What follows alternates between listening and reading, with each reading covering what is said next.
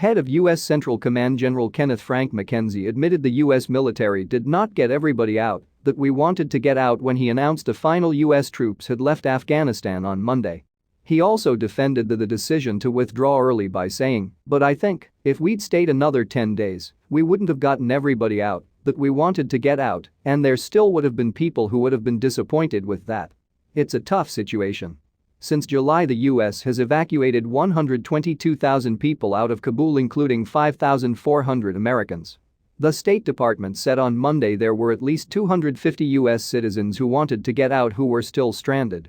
Later on Monday, Secretary of State Antony Blinken said the number was between 200 and 100, but still couldn't put an exact number on it.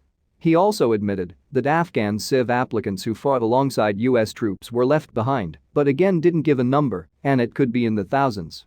As of August 26, just 5,000 civ applicants had been flown out compared to the 88,000 who are desperately trying to flee the Taliban.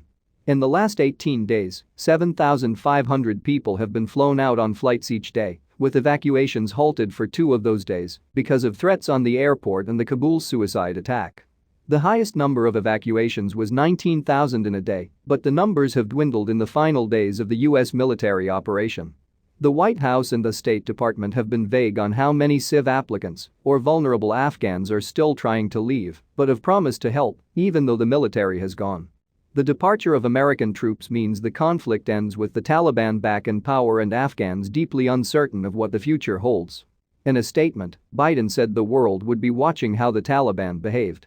The Taliban has made commitments on safe passage, and the world will hold them to their commitments, he said, adding that negotiations continued to keep the airport open and ensure the delivery of humanitarian aid. He added that he would address the nation on Tuesday and that his military chiefs had agreed the evacuation should not be extended beyond the deadline.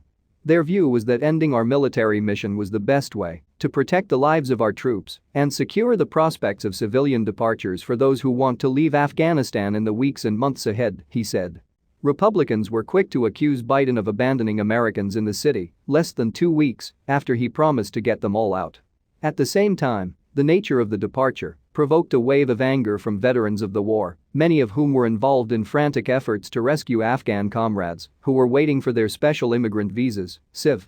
Nothing feels good or right about this ignominious retreat, leaving American citizens, civers, and families, and others, including military working dogs, behind. Ronald J. Moeller, a retired CIA paramilitary operations officer who deployed to Afghanistan 12 times.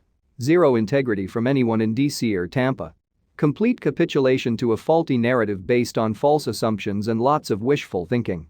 Secretary of State Antony Blinken said there were 100 to 200 Americans remaining. The military mission is over. A new diplomatic mission has begun, he said as he promised a relentless effort to rescue the remaining Americans, foreign nationals and Afghan allies.